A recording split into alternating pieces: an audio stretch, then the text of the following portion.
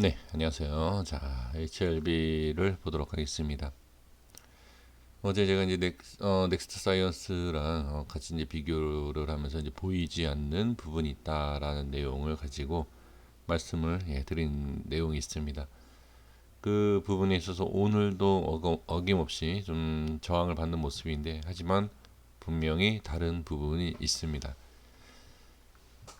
저는 그래요. 지금 이 HLB에 있어서 매수에 대한 부분, 그 부분에 있어서 얘기는 하지 않고 항상 이제 현금화에 대한 부분을 말씀드리지 않았습니까? 근데 그거는 제 생각이고 제 얘기일 뿐입니다.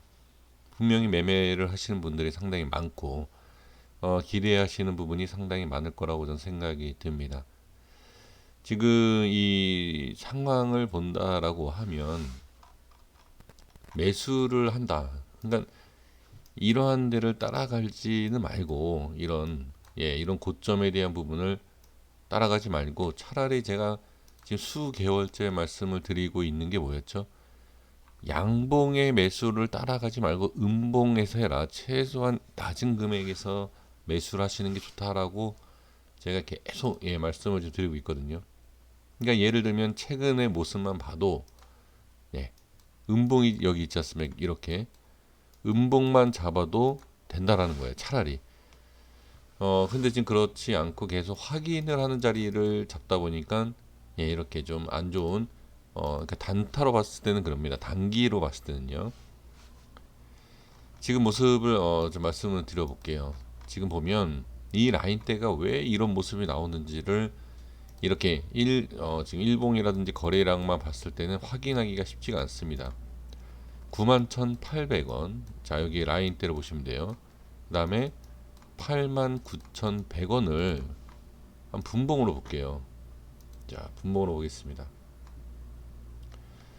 어, 이미 이거 오래전부터 제가 설정을 해 놓았기 때문에 이런 지역이 설정이 되어 있죠. 자, 여기 보시면 최근에 있어서 제가 이제 분봉을 보지 않았지만 자, 제가 89,100원까지도 설정하겠습니다. 네, 이렇게 볼게요. 이렇게 보시면 자, 최근에는 설명드리지 않았지만 여기를 보세요. 여기 보면 이 자리만 오면 이렇게 저항이 생깁니다. 그리고 이제 수급을 보시면 이렇게 돌파가 나와서 약간의 오버슈팅이 좀 나오긴 했지만 다시 이렇게 밀리지 않습니까? 여기에 대한 거래량 이렇게 빠지고 쭉 올리는데 어디? 네, 여기만 가면 거래량이 죽어요. 자, 이해되셨습니까? 여기도 보십시오. 여기도 보면 오늘도 마찬가지로 이 근처만 가면 거래량이 죽는다. 하지만 여기서 또 하나 확인을 하셔야 될 게 뭐냐면 자, 여기 파동이에요. 예전에 제가 HLB를 분봉상의 파동을 설명드린 거 혹시 기억하십니까? 자, 그 파동이 지금 어떻게 반대로 또 바뀌기 시작했어요. 이렇게 바뀌면서 어떻게 됐죠? 이 밑에 쪽에 저항이 생기던 이 89,100원. 자, 오늘 보시면 수급이 딱 뚫리면서 자, 수급이 터지죠. 그러면서 여기 돌파 이후에 밀리고 다시 이런 식으로 안착한 것을 볼 수가 있습니다. 여기도 이제 저항이 있었고요. 이 모습이 나오는 자, 우리가 추세를 많이 보지 않습니까? 분봉상의 추세를 그대로 살렸죠. 그대로 살리면서 어떻게 우상향을 일단 시켜주는 모습을 볼 수가 있습니다. 그리고 나서 순차적으로 이 저항을 받았던 이런 모습을 돌파를 시키면서 어떻게 올려줬다는 얘기죠. 여기에서 자, 이 자리에서 여기 올리는 게 쉽지 않습니다. 여기에서 여기 올리는 게 쉽지가 않아요. 하지만 일단 올려줬다는 얘기죠. 한꺼번에 이렇게 들어 올릴 수도 있습니다. 여기처럼 이렇게 올릴 수 있지만 이렇게 올렸다가 다시 빼고 자, 이런 의미보다는 차라리 지금처럼 순차적으로 일단 계단식으로 올리는 모습이 더 안정적일 수 있다는 얘기죠. 자, 이 내용이 왜 중요하냐면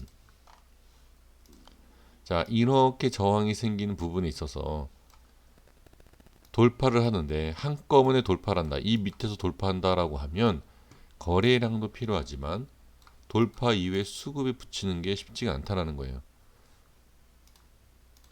하나 올렸을 때 여기에서 거래량, 자 여기에서 이만큼 올렸을 때의 거래량 그리고 상승률 쉽지가 않죠. 하지만 여기에서 한번, 자 여기서부터죠. 한 번, 두 번 저항받고 빠지고 다시 저항받고 그리고 안착. 여기에서 이제 수급만 붙여주면 된다는 거죠. 살짝만 들어 올려주고 수급만 붙인다라고 하면 여기가 깨질 수 있다. 그러니까 뚫고 올라갈 수 있다라는 내용이죠.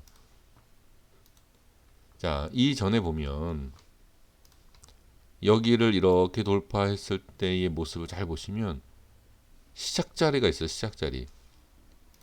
시작 자리가 이 밑에서 올렸을 때 저항받고 빠지고 밑에서 올렸을 때 저항받고 빠지고 그게 아니라 지금은 양봉으로 자리를 잡고 그 다음에 지금 또 현재 위치에서 급등을 시켜주는 모습의 위치를 잡아준다는 거죠. 그럼 여기는 무엇이냐? 여기는 무엇이냐면 자리 잡고 스타트가 여기죠. 뚫고 올라가죠. 그 여기는 여기는 순서죠. 올렸다가 빼는 과정에서 이런 모습이 나온 겁니다. 얘기가 다르다는 거예요. 자, 여기에서 이렇게 자 이렇게 보시면 이 자리는 수급을 보시면 돼요. 계단식으로 하나하나 이렇게 내려오면서 제가 말씀드리는 내용이 이거죠. 이렇게. 근데 지금은 여기는 여기랑 달라요. 박스가 지금 한 칸 밑에 있다라고 보시면 돼요. 이렇게 올리기에는 부담이 분명히 되는 거죠. 그래서 이 자리를 뚫지 못한다. 그래서 보여지지 않는, 지금 보면은 뭐 이평선도 계속 움직이면서 여기는 뭐 저항받는 것도 아니고 돌파가 나왔는데도 이 모습, 지금은 어떻게 됐죠? 지지를 받고 있는 거죠. 하지만 이동평균선에 대한 부분이 지지가 되고 있지만 이 라인 때는 아직까지도 저항이 있다. 저항이 있지만 수급을 붙일 수 있는, 지금은 이동평균선이 위에 있어요. 그러니까 이거는 이제 저만 그러니까 얘기를 말씀을 드리고 있는 라인대잖아요. 그러니까 의미는 없어요. 이거는 그냥 여기에 대해서 이런 저항이 생길 것이다. 여기를 뚫어야 간다. 이제 이거는 전체적인 이제 수급에 대한 부분이지만 대부분 개인 투자자분들이 이 종목을 들어올 때 이걸 매수하기 시작할 때는 뭘 보느냐? 가장 수급이 가장 많이 붙을 수 있는, 그러니까 이걸 모르지 않습니까? 제 영상을 보시는 한 1000명 정도 외에는 이 가격을 전혀 모르는 거예요, 지금. 그러면 여기에 대해서 이제 이평선 돌파 안착, 이평선 돌파 안착, 그리고 또 5일선 안착. 이 얘기가 다르다는 거죠. 그러면 여기에서 이제 중요한 게 이 모든 자리에서 이평선이 돌파가 나와서 자, 일반 개인들 누구나 보는 이 라인이 없다라고 생각을 해보세요. 이 라인이 없다라고 생각하면 이평선을 다 뚫고 올라온 위치라는 거죠. 그러면 이전에 있었던 이평선과 모습을 봤을 때 여기가 가장 완벽한 자리가 될 수 있다는 얘기죠. 그리고 나서 이제 제가 말씀드린 이 자리를 위에 안착을 시켜서 요것만 살짝 뚝 뚫어주고 수급만 붙으면 상승이 나올 수 있다는 얘기죠. 제가 너무 이제 상승에 대한 기대감을 드리는 거 있을 수 있지만 한번 잘 보십시오. 이전에는 이 HLB라는 종목이 기술적인 분석이 아니라 단순히 어느 누구의 말을 듣고서는 매수를 했다라고 하면 이렇게 빠지는 이 어려운 과정에서 분명히 기술적 분석도 어느 정도 배우시고 알아가셨을 거라고 저는 생각이 듭니다. 그런 가장 기본적인 매매 방법, 이동평균선에 대한 부분을 보셨다라고 하면 알고 계신다. 또는 어느 누구의 그 이동평균선 매매에 대해서 시청을 하셨다라고 하면 이 자리는 분명히 좋은 자리이다 라는 것을 아실 수 있다는 얘기죠. 그리고 나서 여기에서 이제 수급에 대한 부분이죠. 물론 제가 말씀드린 자리이긴 하지만 여러 가지 조건으로 봤을 때 돌파만 나오면 이 수급이 붙을 수 있다라는 겁니다. 내일 한번 지켜볼 필요가 있겠지만 그래도 이게 뭐 장기 상승이 나올지 뭐 잠깐 상승이 나올지 아니면 여전히 아무리 이 좋은 자리여도 여기에 이제 제가 말씀드리는 이런 수급의 저항이 생길 수 있는 이 자리가 저항받고 빠질지 확인해 볼 필요는 있습니다. 지금 위치로 보면 일단 저는 좋다라고 보여지고 그 다음에 제가 말씀드린 자리도 겹쳐 있지만 괜찮은 자리다 이렇게 볼 수가 있습니다. 그래서 상당히 의미가 있다. 저는 이렇게 좀 말씀을 드릴게요. 단순히 이 저항받는 이런 위치는 같을 수 있지만 저는 저도 이제 이런 라인대를 설정을 하면서 저도 이제 매매를 하지 않습니까? 이런 자리가 매매를 하는 이런 걸 설정하면서 매매하되 반드시 돌파할지 이거는 실시간에 수급을 들어오는 것을 봐야 돼요. 이런 걸. 그래서 사실 어떻게 보면 이런 데서 꼬리가 달고 내려올지 이런 것도 그 실시간에 대한 움직임, 호가의 움직임이라든지 그 수급이 붙는 지금 이거를 구분을 못 하시기 때문에 이런 데를 좀 따라가시는 부분이 있어요. 그러니까 이렇게 올렸을 때 여기를 들어 올리는 거냐 아니면 빼는 거냐라는 것을 호가에서 움직임이 충분히 보일 수 있다라는 겁니다. 이 부분에 있어서는 반드시 확인하셔야 돼요. 여기에 있어서는.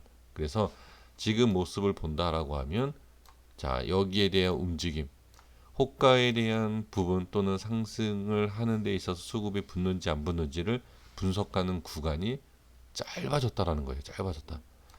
이 밑에서 이렇게 올리는 과정, 이렇게 올리는 과정이 아니라 여기에서는 짧은 구간이다. 그렇다라고 하면 여기가 짧은 구간이 수급이 붙는다라고 하면 아무래도 자 시장에 대한 부분, 그러니까 시장이 어느 정도 도와준다 또는 여기 수급이 붙는 모습을 다른 누군가한테 이게 보여진다. 근데 보여질 수밖에 없어요. 대부분 검색기를 쓴다라는 것은 거래량이 폭발하는 모습과 어느 정도의 중요한 자리를 돌파할 때는 검색을 할 수 있는 대부분 검색기를 쓰는 게 그런 거 아닙니까? 수급, 그 다음에 위치, 그 다음에 상승률, 그 다음에 뭐 거래량의 비율, 그 다음에 상승률의 비율 이런 거 아주 기본적인 내용을 갖고 검색을 만드는 거 아닙니까? 그런 검색을 할 수 있는 그 기능 자체가 바로 위치와 거래량이죠. 그러기 보면은 이 자리에서 수급만 붙으면 검색기에도 뜰 수 있다는 얘기예요. 검색기의 조건은 다 다를 수 있지만 기본적으로 검색을 할 수밖에 없는 그러니까 검색기를 사용하는 그 내용 뻔한 거예요. 그래서 나는 검색기가 없다. 저도 검색기 쓰지 않습니다. 뭐 뻔한 검색기, 뭐 수십 개, 수백 개의 검색기를 만들 수 있고, 뭐 수만 개도 만들 수 있지 않습니까? 의미 없어요, 그거는. 근데 저는 쓰진 않지만 대부분 쓰시는 분들이 있기 때문에 말씀을 드리는 거예요. 그것을 쓰는 사람들, 그런 거 쓰는 것은 중요한 위치에 거래량이 터지면은 검색기 딱 뜨거든요. 그런 거. 거기에 있어서 따라 붙는 분명히 그러한 모습도 나올 수 있다라는 거죠. 그래서 매수를 하시려면 차라리 그냥 이렇게 돌파를 해서 매수하려는 게 아니라 그런 검색기, 그런 좀 단순한 그런 검색기에 의존을 해서 추격을 매수하는, 추격 매수하는 그런 게 아니라 차라리 이렇게 그냥 손절을 치더라도 이런 데서 매수하는 게 낫다는 얘기죠. 괜히 5% 10% 위에서 따라 붙는 게 아니라 그냥 이런 데서 매수하는 게 낫다는 거예요. 차라리 매수할 거면 그게 훨씬 낫다. 이렇게 말씀을 드리도록 하겠습니다. 여기까지 하겠습니다. 구독과 좋아요 부탁드리겠고요. 내일 한번 잘 보십시오. 어떤 모습이 나올지 확인해 보시면 제가 말씀드리는 내용, 제가 지금 좀 전에 말씀드린 내용이 충분히 이해가 되실 겁니다. 여기까지 하겠습니다. 감사합니다.